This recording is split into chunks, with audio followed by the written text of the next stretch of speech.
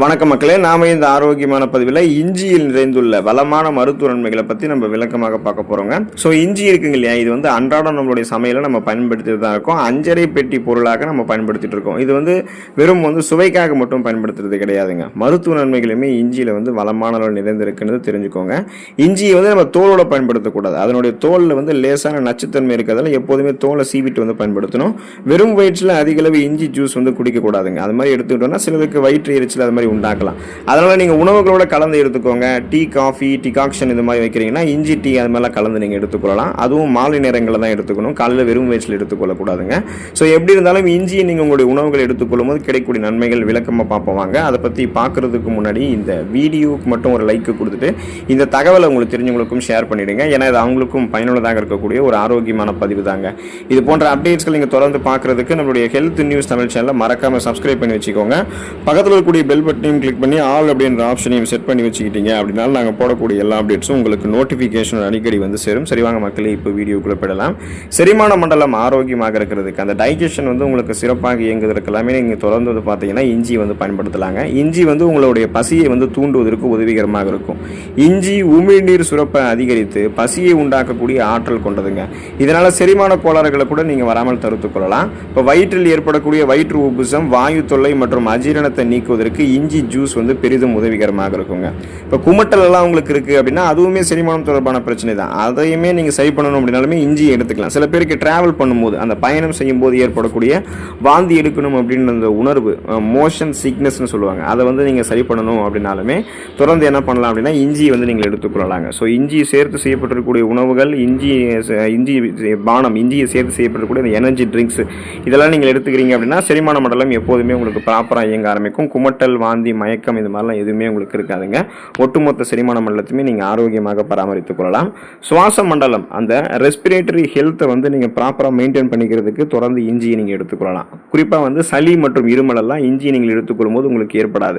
காரணம், இஞ்சியில் இருக்கக்கூடிய ஆன்டிபயோட்டிக் பண்புகள் தொண்டை கரகரப்பு, இருமல் மற்றும் சளியை உங்களுக்கு குறைக்கிறதுக்கு உதவிகரமாக இருக்குங்க. ஸோ அப்போ உங்களுக்கு காமனாக அடிக்கடி சளி இருமல்லாம் ஏற்படும்னா நீங்கள் இஞ்சியை அடிக்கடி பயன்படுத்திட்டு இருக்கீங்க அப்படின்னாலே அதில் இருக்கக்கூடிய அந்த ஆன்டிபயோட்டிக் பண்புகள் தொண்டை கரகரப்பு, இருமல், சளி எல்லாம் உங்களுக்கு குறைச்சிடும். இன்ஃபெக்ஷன்ஸ், தொற்றுகளை உங்களுக்கு நீக்கிவிடும்.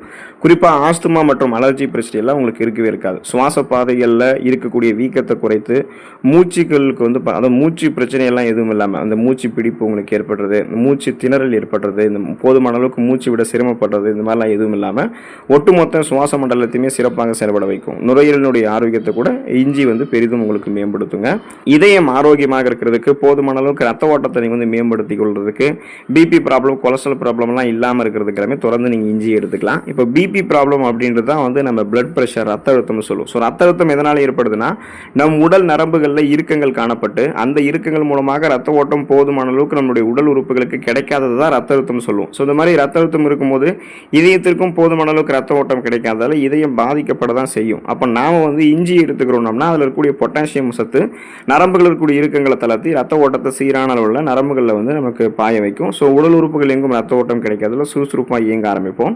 இதயத்துக்கும் ரத்த ஓட்டம் கிடைக்கும். இப்போ இதயத்திற்கு ரத்த ஓட்டம் ரத்த நாளங்கள் வழியாக போகுதுங்க இல்லையா, அந்த ரத்த நாளங்களில் படிந்திருக்கக்கூடிய கெட்ட கொழுப்புகளை படிய வைக்காம முன்னாடியே தடுக்கிறதுக்கும், ஒருவேளை கெட்ட கொழுப்புகள் படிஞ்சிருக்கு அப்படின்னா அதை நீக்கிறதுக்குமே நீங்க இஞ்சி பயன்படுத்தலாங்க. ஸோ இது ரத்த நாளங்களில் படிந்திருக்கக்கூடிய அந்த எல்டிஎல் அப்படின்ற கெட்ட கொழுப்பை குறைச்சிட்டு இதயத்திற்கு வேண்டிய ஹெச்டிஎல் அப்படின்ற ஆரோக்கியமான கொழுப்பை மட்டும் போதுமான அளவுக்கு வைத்திருக்கும். இதனால இதயத்துக்கு வேண்டிய ரத்த ஓட்டம் தடைபாடே இல்லாமல் இதயத்துக்கு கிடைக்க ஆரம்பிக்கும் போது இதய துடிப்பு எப்போதுமே சீராக இருக்கிறதால மாரடைப்பு, பக்கவாதம், இதய தமனிகளில் வீக்கம் ஏற்படுதல், இதய தசைகள் வலுவிழந்து போகுதல் போன்ற எந்த பக்க விளைவுகளுமே உங்களுக்கு ஏற்படாது. இதயம் பன்மடங்கு பலம் பெறும். இதய துடிப்பும் உங்களுக்கு சீராக இருக்குங்க.